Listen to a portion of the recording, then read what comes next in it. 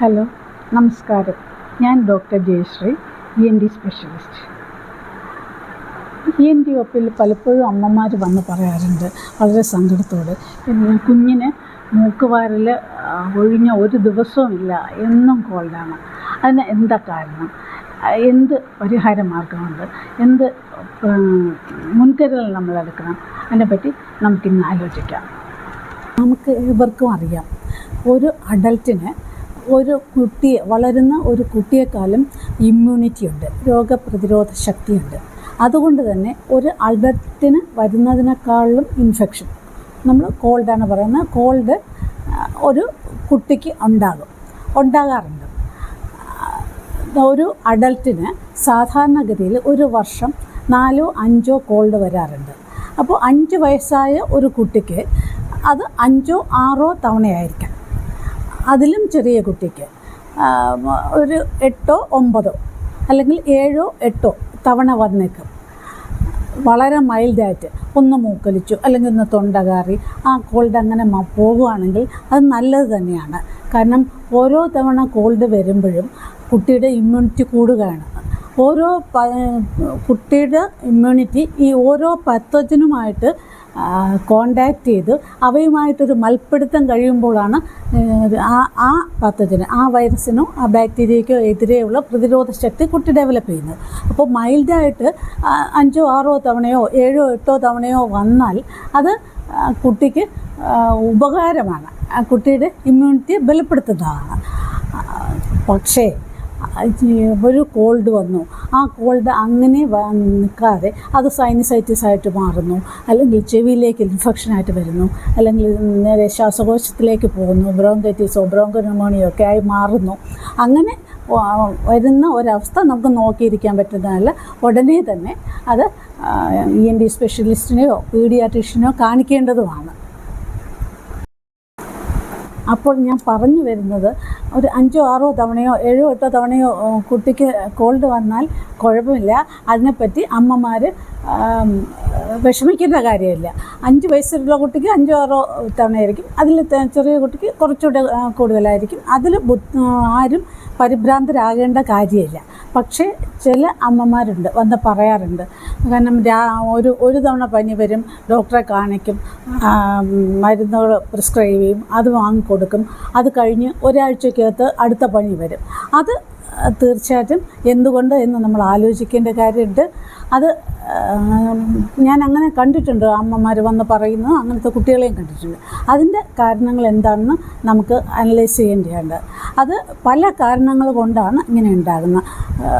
അത് കുറച്ച് നമുക്ക് മാറ്റാൻ പറ്റുന്നതും കുറച്ച് നമുക്ക് മാറ്റാൻ പറ്റാത്തതുമായ കാര്യങ്ങളുണ്ട്. ഒന്ന് വളരെ ചുരുക്കി ഞാൻ പറയാം. ഇപ്പോൾ മാറ്റാൻ പറ്റാത്ത കാര്യങ്ങൾ എന്താണെന്നും അറിഞ്ഞിട്ട് നമുക്ക് മാറ്റാൻ പറ്റുന്ന കാര്യങ്ങളും അതിൻ്റെ പ്രതിവിധിയും പറയാം. ഒന്ന്, കുട്ടി ജീവിക്കുന്ന സാഹചര്യം എന്ന് പറഞ്ഞാൽ ഞാൻ ഉദ്ദേശിക്കുന്നത്, ഇപ്പോൾ ഒരു കമ്പനി ഫാക്ടറികളുടെ ഒക്കെ അടുത്താണ്, സ്മോക്കും പൊല്യൂഷനും ഒക്കെ ഉള്ള ഒരു സ്ഥലത്ത് കുട്ടി വളരുവാണെങ്കിൽ തീർച്ചയായിട്ടും സാധാരണയിൽ കവിഞ്ഞ് ആ കുട്ടിക്ക് കോൾഡ് ഉണ്ടാകാനുള്ള സാധ്യതയുണ്ട്. അത് ഒരുപക്ഷെ ഡോക്ടറോ ഒരു പേരൻറ്റോ വിചാരിച്ചാൽ മാറുന്നതുമല്ല. അതിൻ്റെ പൊല്യൂഷൻ്റെ അധികാരികൾ തന്നെ അത് ഡീൽ ചെയ്യേണ്ടിയിരിക്കുന്നു. അതുപോലെ തന്നെ അടഞ്ഞ വീടുകളിൽ എന്ന് വെച്ചാൽ വെൻറ്റിലേഷൻ ഇല്ലാത്ത, ഫ്രഷ് എയർ കയറുകയും അകത്ത് നിൽക്കുന്ന എയറിന് പുറത്ത് പോകാനും ഉള്ള സൗകര്യമുള്ള വെൻറ്റിലേഷനുള്ള വീടുകളിൽ വേണം. അല്ലാത്ത വീടുകളിൽ താമസിക്കുന്ന കുട്ടികൾക്കും കൂടുതലായിട്ട് ഇൻഫെക്ഷൻ റെക്കറൻ്റായിട്ട് വരാനുള്ള സാധ്യതയുണ്ട്. ഇനി നമുക്ക് പരിഹരിക്കാവുന്ന കാരണങ്ങളിലേക്ക് പോകാം. ഒന്നാമതായി, കുട്ടിയെ പരിപാലിക്കുന്നവരുടെയും വ്യക്തി ശുചിത്വമാണ് പ്രധാനം. ഒരു വീട്ടിൽ പേരൻസ് കാണും, മറ്റ് എൽഡേഴ്സ് ചിലപ്പോൾ ഉണ്ടാകാം. ഇവരൊക്കെ രാവിലെ കുട്ടിയെ വീട്ടിലാക്കിയിട്ട് അല്ലെങ്കിൽ നഴ്സറിയിലൊക്കെ ആക്കിയിട്ട് ജോലിക്ക് പോകും, ഓഫീസുകളിൽ പോകും, ഫാക്ടറികളിലോ ഓഫീസുകളിലോ ഒക്കെ പോകും. അവർ പോകുന്നത് പലപ്പോഴും ബസ്സിലോ ട്രെയിനിലോ അങ്ങനെ പബ്ലിക് വെഹിക്കിളിലായിരിക്കും. പോയി ഫാക്ടറികളിലോ ഓഫീസുകളിലോ കുറേ ആൾക്കാരുമായിട്ട് ഇടപഴകി ജോലി ചെയ്ത് തിരിച്ച് അതുപോലെ തന്നെ പബ്ലിക് ട്രാൻസ്പോർട്ടിൽ തിരിച്ചു വരുന്നുണ്ടാവും.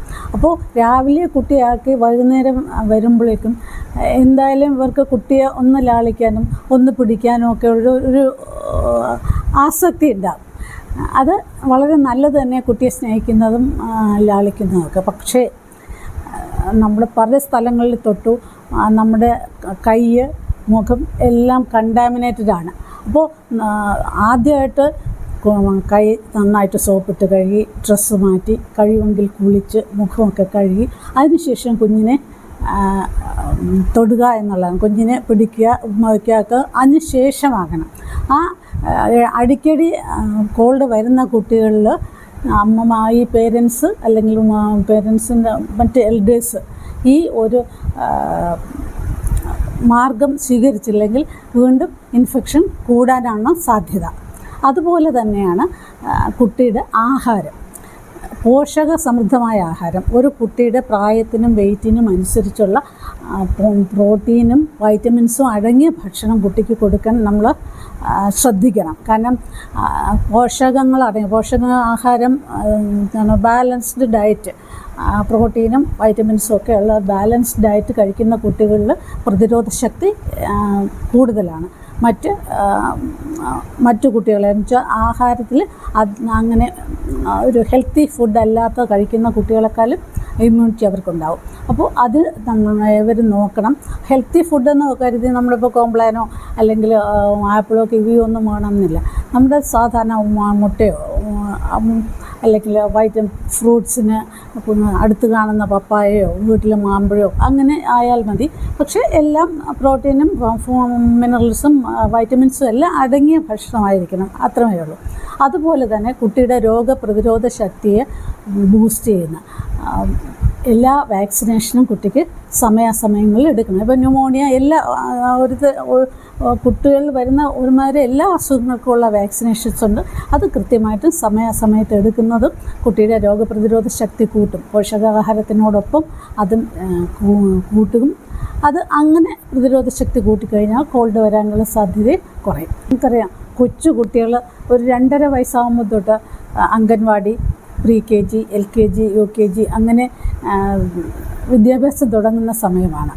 ഈ ഒരു കുഞ്ഞ് ചെറിയ ജലദോഷമായാലും ഒന്ന് മൂക്കൊലിച്ചോ അല്ലെങ്കിൽ ചെറിയ രീതിയിൽ പനി ഉണ്ടെങ്കിലും പേരൻസ് പൊതുവെ ചെയ്യുന്നത് മരുന്ന് കൊടുത്ത് കുട്ടിയെ നഴ്സറിയിലോ അല്ലെങ്കിൽ കിൻഡർ ഗാർഡനിലോ കൊണ്ടാക്കുകയാണ്. അവരെ കുറ്റം പറഞ്ഞിട്ട് കാര്യമില്ല. ഇപ്പോൾ പേരൻസ് വളരെ ബിസിയാണ്, രണ്ടുപേരും വർക്ക് ചെയ്യുന്നവരായിരിക്കും, രണ്ടുപേരും ബിസി ആയിരിക്കും. അപ്പോൾ അത് അങ്ങനെ അല്ലാതെ നിർവാഹമില്ലാത്തത് കൊണ്ടാകാം ഒരുപക്ഷെ അത് ചെയ്യുന്നത്. പക്ഷേ അത് ഒഴിവാക്കണം. കാരണം ഈ കൊച്ചുകുട്ടി 2.5 വയസ്സോ 3 വയസ്സോ ഉള്ള ഒരു കുട്ടിക്ക് അറിയില്ല. അത് പോയിരിക്കുന്നത് ഒരു കൂട്ടം കുട്ടികളുടെ നടുവിലാണ്. അപ്പോൾ അതിനൊരു തുമ്മൽ വന്നാൽ അല്ലെങ്കിൽ ചുമ വന്നാൽ വായി തുറന്ന് ചുമയ്ക്കുകയും തുമ്മുകയും ചെയ്യുന്നത് ഒരു സാധാരണ കാര്യമാണ്. അതൊരു കുഞ്ഞല്ലേ, അതങ്ങനെ ചെയ്യാറില്ല. അപ്പോൾ അങ്ങനെ ചുമയ്ക്കുകയും തുമ്മുകയും ചെയ്യുമ്പോൾ ശരിക്കും മില്യൺസ് ഓഫ് വൈറസുകൾ ആണ് അതിൻ്റെ മൂക്കിലൂടെയും വായിലൂടെയും പുറത്ത് വരുന്നത്. ആ ചെറിയൊരു ക്ലാസ് റൂമിൽ ആ വൈറസുകൾ അവിടെ ഇരിക്കുന്ന ഇതുപോലെ ഇമ്മ്യൂണിറ്റിയൊക്കെ കുറഞ്ഞ ഈ കുട്ടികളിൽ എല്ലാവരിലും എത്തുകയും ചെയ്യും. അപ്പോൾ കഴിയുന്നതും നമ്മൾ ചെറിയ ജലദോഷം അല്ലെങ്കിൽ ചെറിയ രീതിയിൽ പനിയുണ്ടെങ്കിൽ കുട്ടിയെ നഴ്സറിയിലേക്ക് വിടാതിരിക്കുക.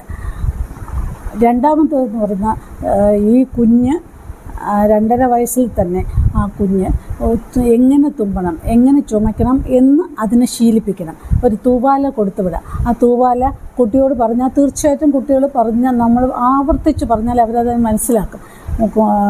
തൂവാല മൂക്കിലും വായിലും വെച്ച് കൊത്തി തുമ്മണം അല്ലെങ്കിൽ ചുമയ്ക്കണം എന്ന് ശീലിപ്പിക്കുക എന്നുള്ള പേരൻസിനും ചെയ്യാൻ പറ്റുന്നതാണ്.